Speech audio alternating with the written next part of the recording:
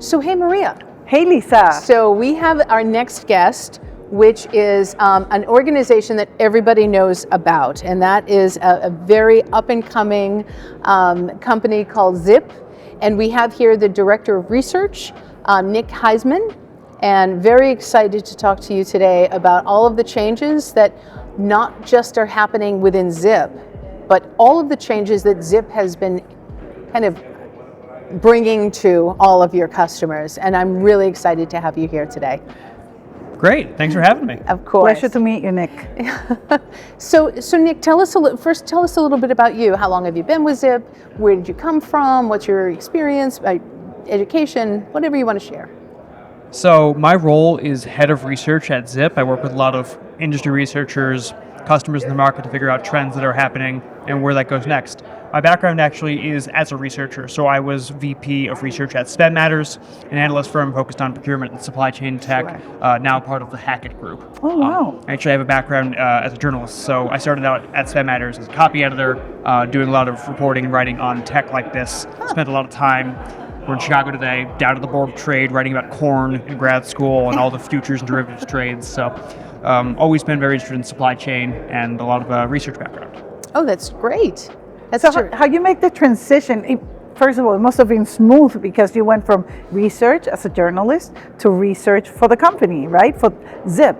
How was that transition? Exactly. I mean, smooth in terms of the subject and the skills, but learning about the ins and outs of procurement, that was a whole new thing.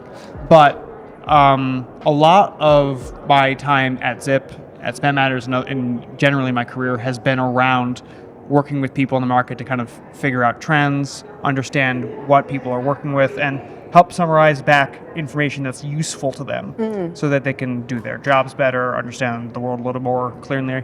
So a lot of the things that I do at Zip are pretty similar in the same respect, but different subject matter and different types of projects.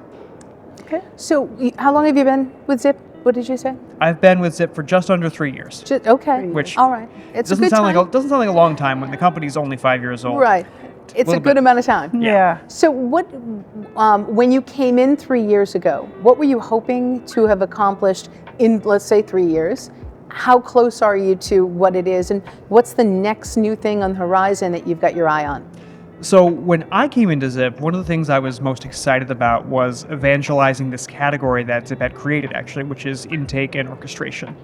And as an analyst at Spend Matters, I had actually seen a lot of this in my own research. A lot of people were talking about difficulty getting their current procurement systems adopted, difficulties with fragmented data and workflows, the ability to connect various systems, especially as they kept adding additional systems beyond their core platforms, ERP suites, to include many best-of-breed systems.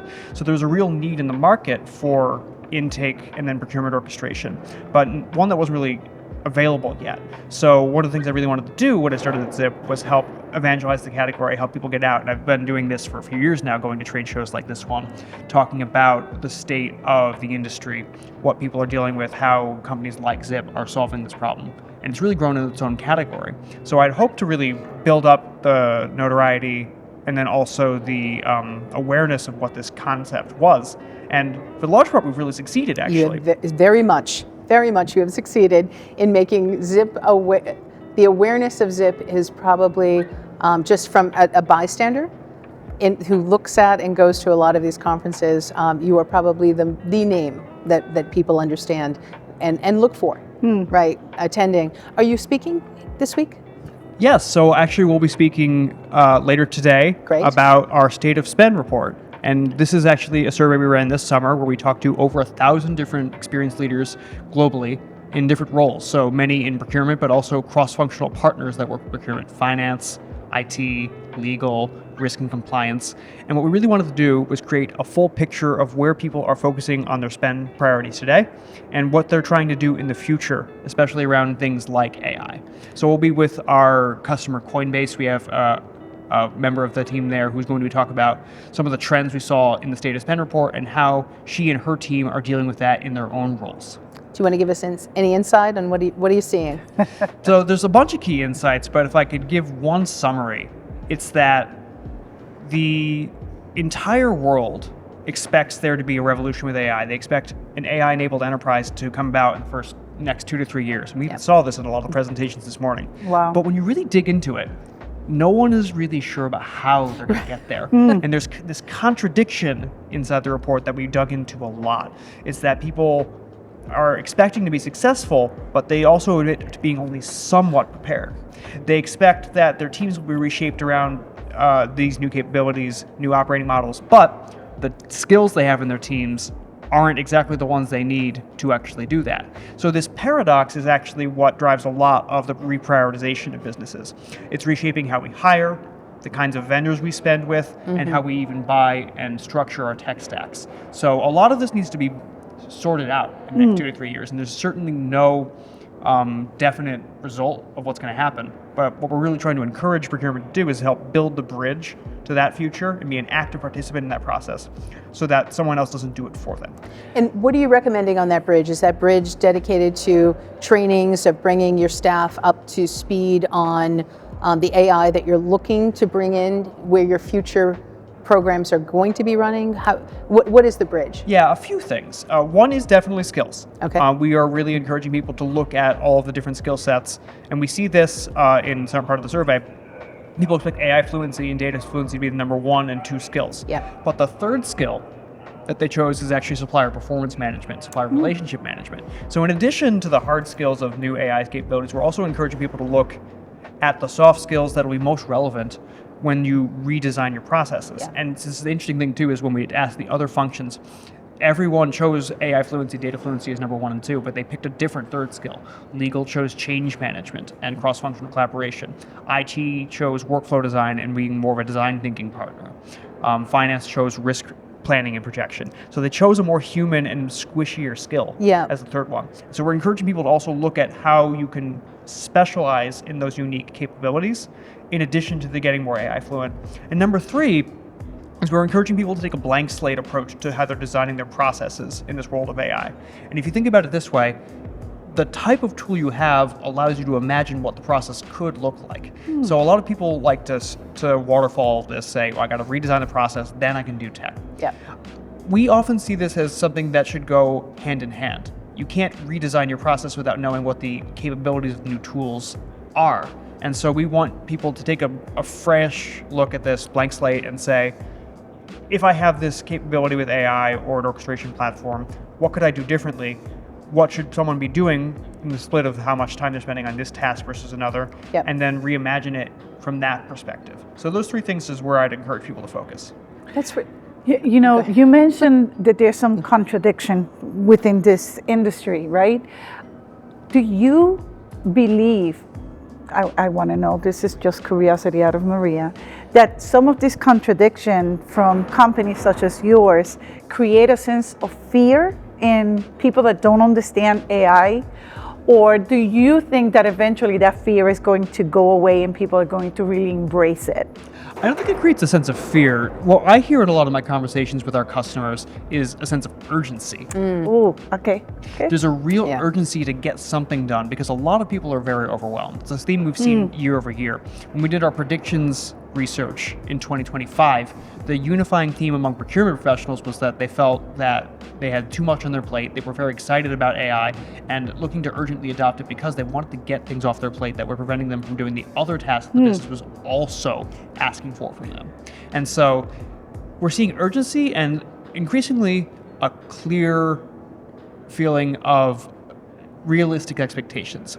People have been working with AI for about a year, 6 months now, and they're starting to understand what we call this jagged frontier of AI. The fact that AI is good at certain tasks and some tasks it's actually not well optimized for today, maybe never will be good at if you're thinking about the specifics of how large language models work.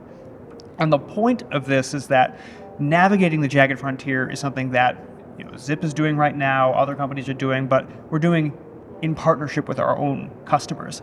And we've figured out how to do this very effectively because we've gone out and done this design thinking with a lot of our customers. We have 600 plus at this point, so we have a lot of opportunities to do this, including year over year with customers who've been with us for 3 or 4 years. And what they've told us is, I know these tasks take a long time for me right now. I actually have the analytics and Zip to prove it. And I know, based on my experience, that LLMs, AI capabilities today would be a good fit for this. So I want to design an agent that will specifically do X, Y, and Z things, and I know I'll get that efficiency. And we're seeing a lot of the benefits already. These AI use cases are very practical, and we expect them to get more and more complex over time. But the results speak for themselves. One we talked about recently at our conference, a very large tech company was talking about how they designed a risk agent, called a risk buddy agent, that would save them over 3,000 hours on contract reviews already. And so there's a lot of proof points starting to pop up where the design of the agent being specific to the process and how they know it can be improved is producing measurable results in terms of efficiency, price savings, all of these factors. That is fascinating. I have one last question in regards to this. So were you seeing differences from industry to industry? Was that a factor? Oh, absolutely. And if you could tell us, what were the drivers and who were the ones that were kind of coming up at the end saying, we're hesitant to enter into an AI world? So what we found is that companies in the tech world were farther ahead in AI adoption and experimentation versus those that were in more traditional legacy or process-intensive industries were slower to the uptake, and they were also tending to wait for AI to be pushed to them through their current providers versus seeking out new vendors to layer on top.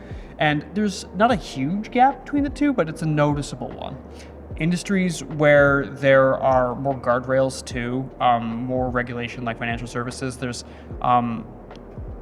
interest, but more measured adoption and more cautious in more targeted use cases. But we've seen those who are more tech native themselves be more willing to jump in with both feet. So speaking to kind of maybe those legacy, and I'm thinking about healthcare and I'm thinking financial, right? Am I in line? Yeah. Okay. Is this something that if they were to reach out to Zip, reach out to your company, would you be able to, to me, I feel like it's that fear, it's a hesitancy, it's waiting for someone to say, this is exactly how you're going to do that. Is Zip prepared to kind of make some of those relationships with legacy industry-specific organizations that say, we know we're missing the boat here, how do we get involved? Is that something that Zip would bring the bridge to them? Yeah, absolutely. And this is exactly where some of our largest companies in places like consumer packaged goods or aerospace and defense are actually looking for expertise from us. The interesting thing about a lot of our customer base is we have some of these early adopters and pioneers who've done a lot of the work already, and those more legacy companies are looking to go in that direction, and they actually want the advice of the community of Zip. And so that's a big thing that we emphasize. We recently had our own event, Zip Forward, a couple of weeks ago, where we brought the 700 plus people together to talk about just those things. And a lot of people were packing these sessions that were led by customers or our own engineering, product design teams about how to design and configure these agents. What are the use cases? Where are the places you've fallen down and needed to actually take a step back and redesign? A lot of people are looking not just for the tech advice, which Zip can provide, but also the community advice of how to go about this too. So it's a big part and a benefit of being with Zip on this journey for procurement orchestration is getting to be able to work with your peers to help push your organization forward, even if you are maybe a bit more cautious on the adoption. Yeah. So this was amazing, and we could have gone on for hours and hours. Absolutely. I want to just put out there that if you are one of those legacy organizations, or if you're a part of the procurement team that's seeing a hesitancy from your leadership in getting involved and really diving into AI, my recommendation is that there are a ton of Zip videos, and check them out on YouTube, right? But take a look. Get yourself familiar so that you can speak to it and about it within your organization. You guys have an amazing company, and I'm so happy you stopped over to meet us. Well, thanks so much. It's great to hear. I appreciate it. All right. Thanks so much, everybody. And we're going to see you this afternoon. We're going to break for lunch, and then we'll be back. See you soon.